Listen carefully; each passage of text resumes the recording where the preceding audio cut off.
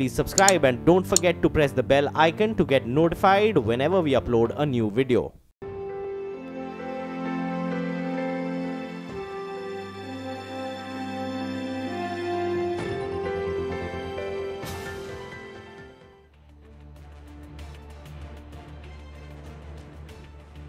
The Gujarat election results and more recently the Rajasthan bypoll verdict has put the spotlight on the agrarian distress across India. Finance Minister Jaitley promised a farm-first budget and announced that minimum support prices would be fixed at least at 50% more than the cost of production, a matter that's currently under review at the Niti Aayog. But to make matters worse, severe hailstorms in parts of Maharashtra, Uttar Pradesh, Madhya Pradesh and Telangana over the past few days have led to more crop loss and damage.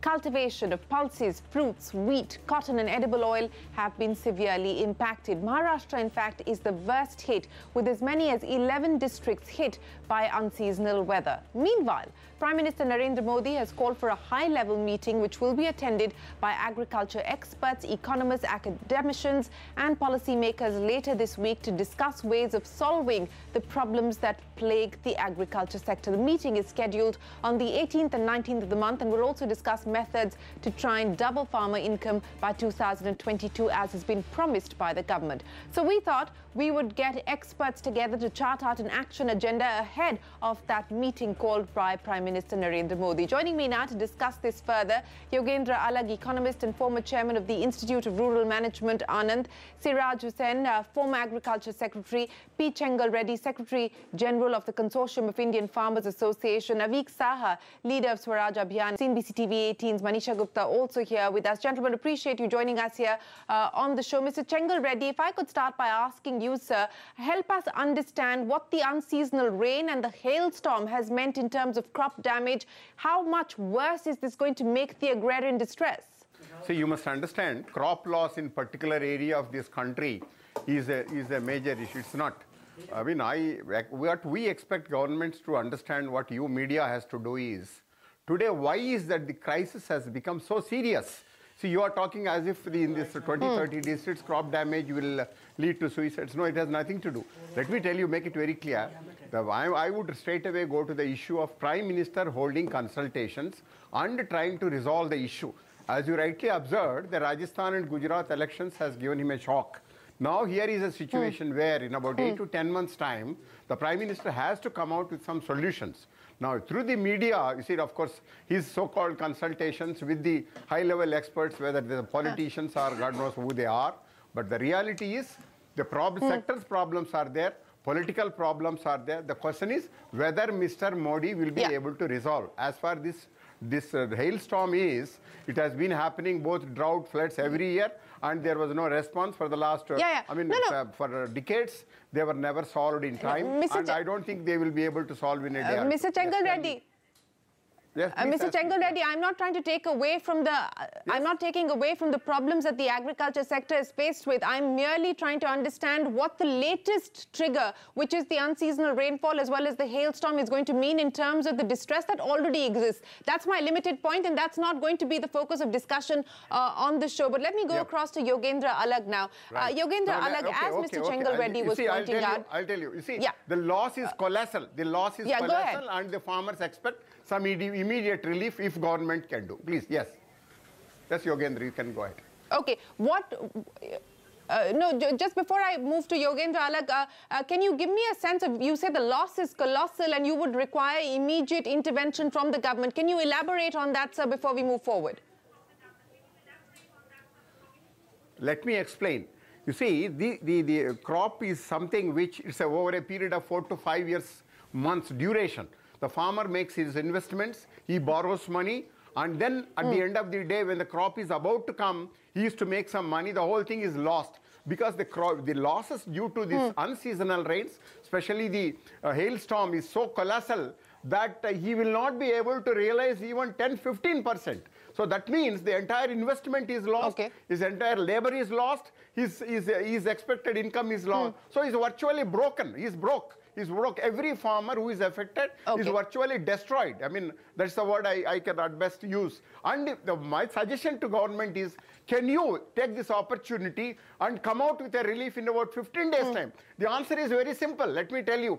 You see, you have today a remote sensing system across the country, so very efficient, used by defense, Tom, Dick and Harry. Why don't you just use it for farmers, give that so-called relief, let us say in about a month's time, see that the money is credited to farmers' bank account, so that once again he can start agricultural operations. That's it. Otherwise, you know, it goes on and on again and again. It's a repetition and it makes no difference. Yeah. Fair point. Right. Fair point. You're saying that immediate intervention will be required, immediate relief will be required. But let me go across to Yogendra Alag now. Mr. Alag, you know, outside of the problem that we just talked about there with Mr. Chengal Reddy,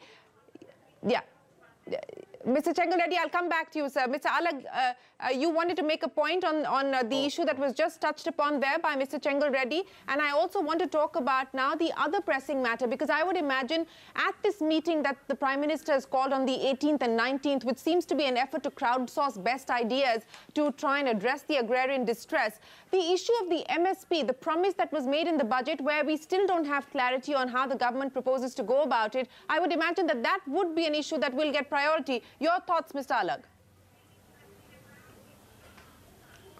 Well, you see, the point is that if you are talking about something like crop insurance, which is something which happens when you have a disaster, then please remember that at present crop insurance in India is still not for the farmer.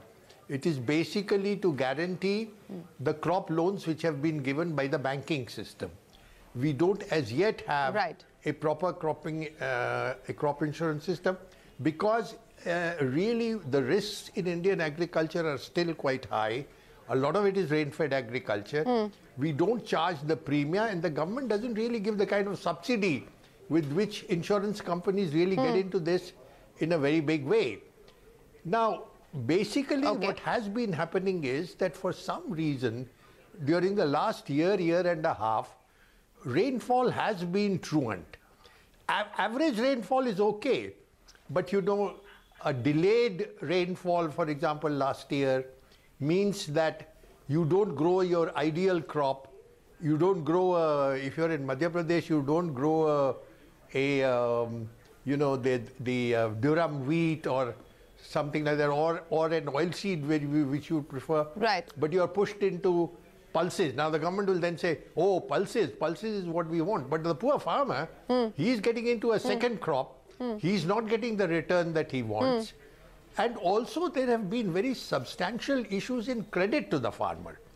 You see, this whole demonetization thing, I think the Reserve Bank, and I'm a great admirer of Urjit, but you know, I think this whole business that the cooperatives are not to be given any credit, which was done after the demonetization thing, which meant that the money that they had was completely sanitized. Now, this was at the time when the crop was coming in, you know, somewhere near November. The Kharif was coming in. They wanted the money for first stage processing, because remember, in Indian agriculture right now, it is the processing part which is more important, because that's where the big profits are to be made. Then in the Rabi, they didn't even have money for working capital.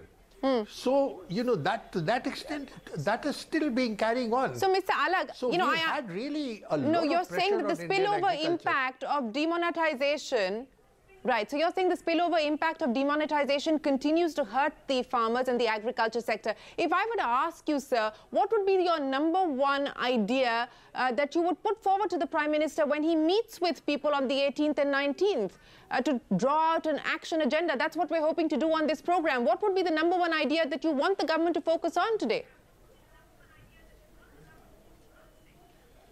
Well, the first thing I would like is that we protect them from unfair international competition.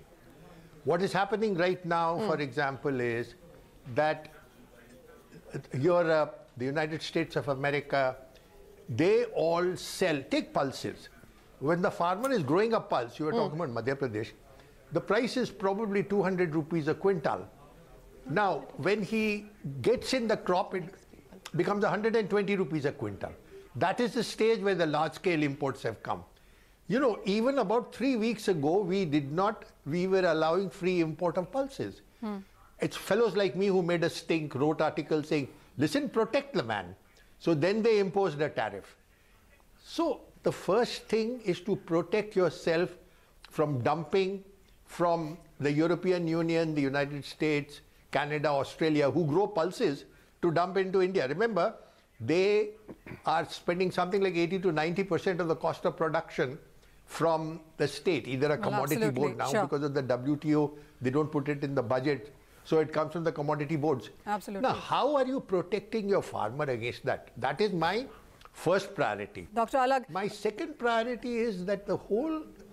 Yeah. Dr. Alag, I just want to narrow this whole conversation. As Shireen has been saying, we are trying to take priority major points from all of you experts here. So just to put it out, Shireen, really, because the meeting is on 18th and 19th, and on 20th, between 2:30 to 4:30 is when the PM will reside over. There are 7 subcommittees. 7-point agenda is what the PM is looking to put out after this meeting. So, Mr. Hussain, my question is to you, really, because these 7 subcommittees will be looking at input costs, export promotions, waste to wealth, and we also are looking at stuff like value chains, startups, marketing, volatility of prices, market stabilization. So when all of these 7 subcommittees are talking on, discussing, deliberating all of these subjects, what according to you really is going to be of most importance?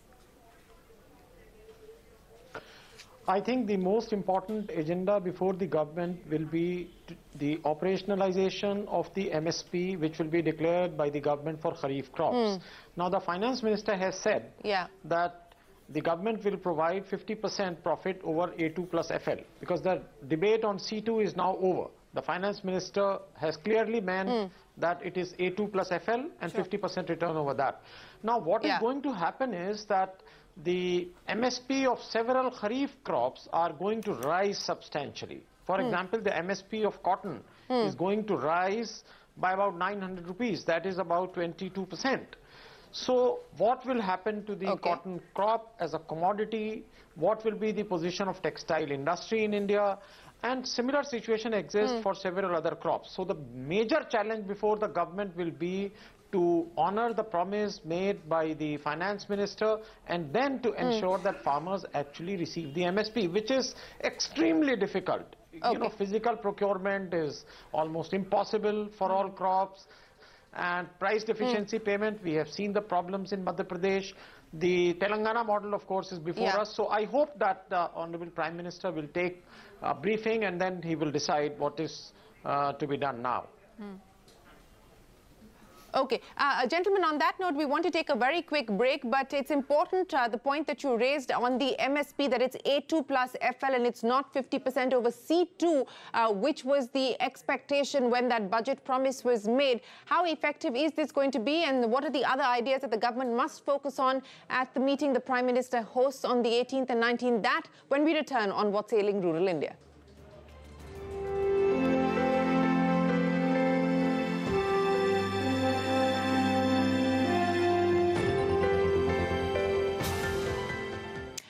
We're discussing what the Prime Minister is likely to prioritize when he meets with agriculture economists and, of course, experts on the agrarian economy on the 18th and 19th. Avik Saha, we've talked about protecting the farmers, whether it's by way of import tariffs or it's through crop insurance or it's through a higher MSP.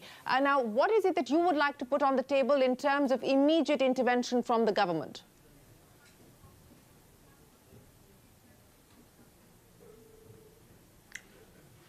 On the front of hailstorm and the untimely rain in Maharashtra, the Prime Minister should be sitting with the insurance people. His fabled Pradhan Mantri Fasal Bima Yojana is going to be tested now. It has failed in Tamil Nadu during last year's drought. That's the first thing. People are dying there. Crops have been destroyed. Now, on the other fronts, there is no policy intent. This distress is by design.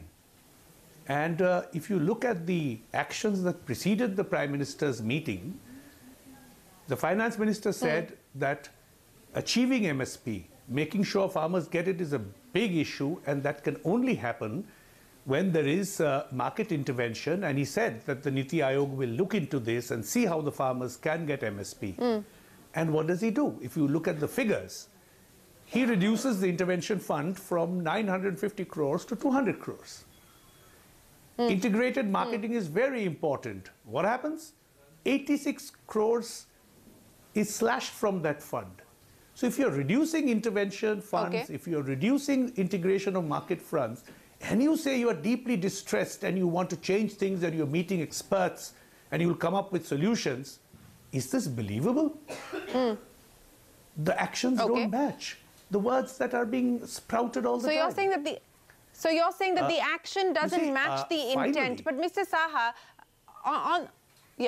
on the issue of MSP, sir, if I could just pick up on the point that we just heard there from both Mr. Alag as well as Mr. Siraj Hussain, if it is in fact 50% on A2 plus FL as opposed to 50% on C2, do you believe that that is going to be meaningful? Because Mr. Hussain was talking about an increase of about 22% on cotton, but 50% over A2 plus FL, how meaningful is it likely to be? And what would it mean in terms of an allocation? Because that's again something we don't have clarity on.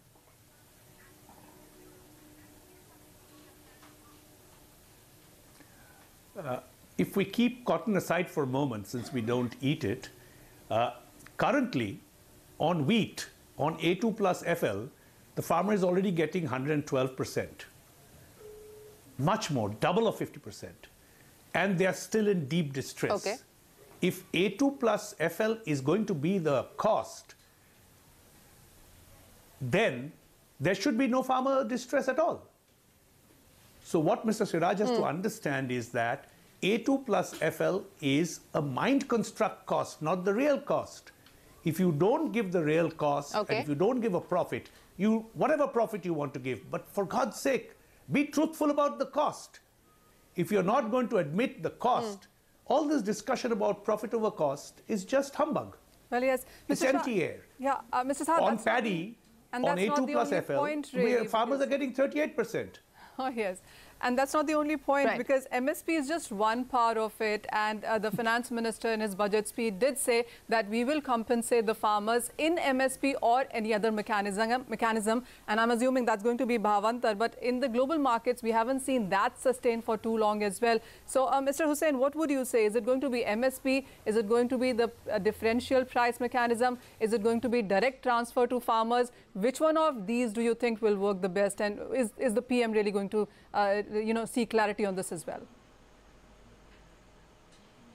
I do not know what the Prime Minister is going to do, but we have evaluated the Bhavantar Yojana of Madhya Pradesh, and I and Dr. Gulati wrote an article also. We are also writing a paper on that.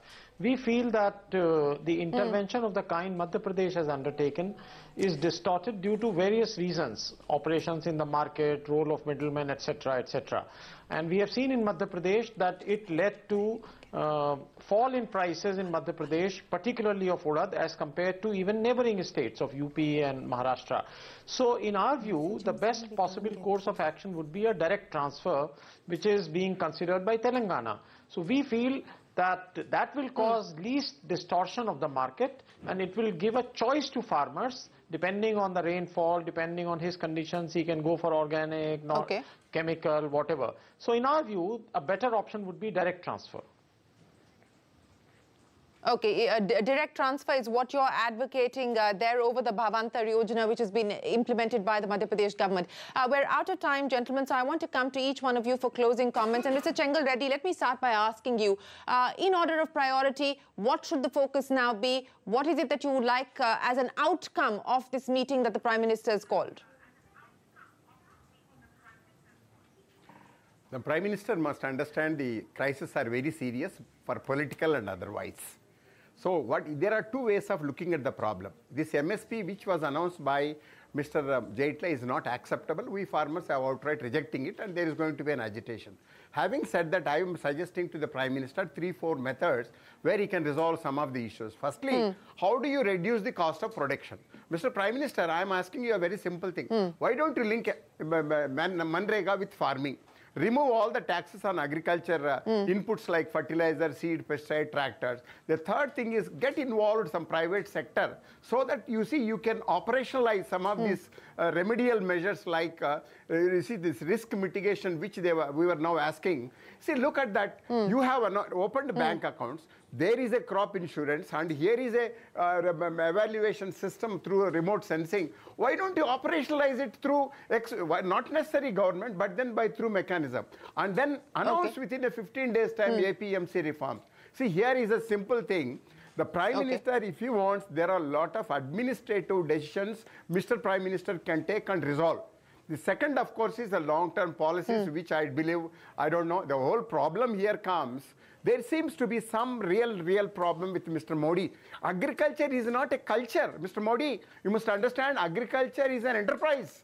You see, he went to Israel, he went to Japan, he went to America. Do you know he was only talking about nuclear technology, defense technology, but he doesn't understand in these countries there are excellent agriculture technologies. You see, Israel, you have a drought-tolerant genetics. So also in America, you have the best technologies. Why? You see, the whole problem comes, it's not that I want to criticize, but what we want to caution the Prime Minister is, look, Mr. Prime Minister, you and your government and the entire nation is in serious crisis because of your inability to understand the farm sector issues. But if you are sincere and genuine, please try to find immediate solutions, which are mostly administrative. Don't put on these committees and say X, Y, Z. He can do it. You see, he can do it. See, this MSP business, yes. You see, this is not acceptable. Definitely, there's going to farmers are outright refusing. And as far as the procurement and other things, there are ways and means to resolve. Definitely, you see, where there is a will, there is a way out. That's all. All right, sir. Thank you very much for your ideas and suggestions. Mr. Alag, in exactly a minute, sir, the ideas that you would like the Prime Minister to take forward. The first thing is to ensure that the farmer gets credit. The problems that we have been facing since demonetization should be gotten over, and his access to the credit line must improve. The second is that the access to markets, and that is a question of aggregators, farmer-producer companies, because what is happening is we are only talking about grains, but a lot of the farming profits now are from pulses, well, pulses are grains, but also, you know, animal husbandry, milk, poultry, fruits, vegetables. And here the whole question of aggregators, access to markets. You see, you talk about it in the budget, but you are really not giving the credit. You are really not giving really the farm. Even today, farmer producer organizations find it very difficult to get credit from the banking system. Now, there, as it was pointed out earlier, if you really look at the budget details, there is very little to help. Now, these are the things which we want really the government to start thinking about the real problems that an agriculturist faces. You come into any village, I go every fourth day to a village 40, 50 kilometers from Ahmedabad, and you see these problems unfolding themselves. And the poor man, he's had bad weather now almost in Western India, almost for 3 crops. And there is nobody to hold his hand. That's right. We just keep on talking in the air. Yes. And you know, the last minute access is not there to credit, to markets. We're hoping. You take care of that, they'll take care of the rest. Well, we are hoping. I hope so too. We're hoping